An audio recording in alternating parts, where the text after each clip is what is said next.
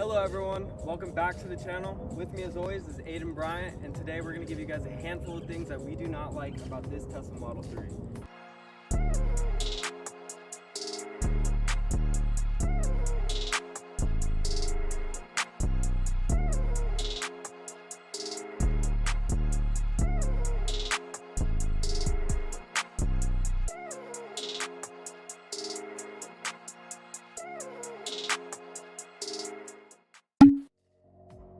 Alrighty, so the first thing with this Tesla is every time you walk up to the door, well, most of the times you walk up to the door, the phone like somehow disconnects from the car's Bluetooth, and so the car ends up being locked even though your phone's like connected. So you got to get your phone out, you got to go on your phone remote, then you got a Bluetooth to the car, and then the car will unlock. But the whole time you're just standing there and people are staring at you, and it's awkward. Alrighty, and then once you actually get it unlocked, it doesn't stop there, because get inside and then this screen will tell you to put your key card onto this thing here, which you obviously don't have, so you have to get your phone back out, you got to connect to the Bluetooth again, and then your car will start. So I mean, it's just kind of a process. Definitely is. Alright guys, so for number 2, this is going to be a very rare occasion, but sometimes the screen is just going to black out. So as you guys can see, my car is on. If I open the door, usually the screen would say that like my door is open and stuff, but it's not. And this actually can happen while you're driving and stuff like this, and it will act like I can drive right now. And it doesn't show your speed. Yeah, so I can drive right now, as you can see, and it doesn't show my speed or anything. This is very, very, very bad. It doesn't show like what my backup shows or anything like that. And this can happen to you anywhere. So that is one really scary thing that needs to be fixed. Hopefully Elon sees this, but yeah, this is one bad thing that can happen. Still beeps though. Yeah. All right guys, so for number 3, I'm gonna have to say is autopilot. Now I don't have the full self-driving like capability, but I think this goes for even the ones that do. Aiden, can you kind of break it down for them? So like sometimes when you're driving and you're just chilling there with your hands on the wheel, the Tesla like doesn't sense your hands on the wheels unless you're like turning it or applying pressure.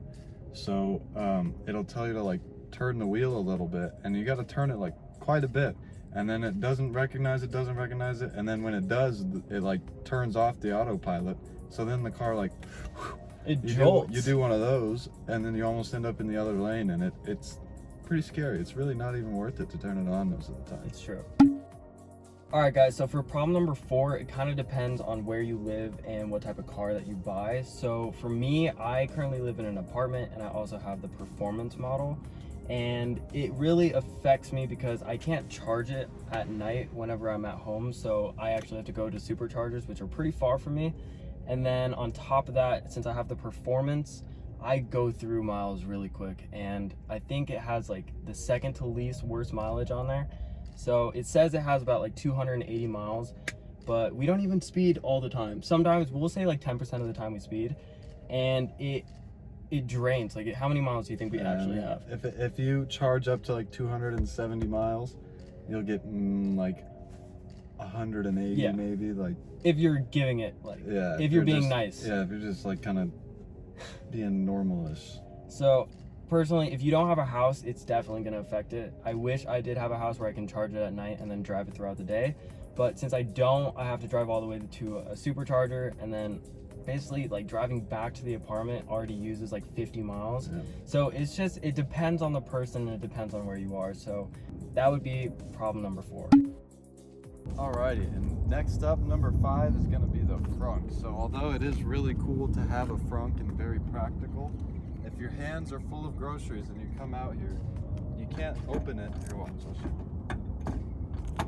That too, that's really annoying. It's hard to close. But if your hands are full of groceries and you come up here, you can't open it. You have to either go inside and pop it open from inside, or you have to like do all this and pull your phone out, open it with your phone, and then you can lift it up and then put all your stuff in there. So it would be cool if it popped up by itself, and it would be cool if you just go like this and it will pop up. And if you could just go like that and it would close, because it's really hard to close. You gotta like kind of sit on it sometimes. Yeah, that's number 5. All right, guys, so for number 6, we're gonna have to say the panel gaps. So as you guys can see right here, my left panel is actually shorter than my right panel, and it depends on your Tesla. You can have it in different areas, but a lot of these Teslas, since they're new to manufacturing and stuff like that, they haven't figured out how to perfectly make these. So I can't complain too much since Tesla's so new, but it definitely can be annoying. And I've seen some Teslas on the internet where they have some messed up ones where it's what? Yeah, lopsided? sometimes it could be like your whole door right here could be a little off. These ones could be off. I mean, it just kind of differs from each Tesla. Yeah, so that definitely can be annoying. I've seen it on Model S's and some older versions where it's just very obvious. So I would say that's number 6. All right, guys, so for number 7, I'm gonna have to say it's the apps.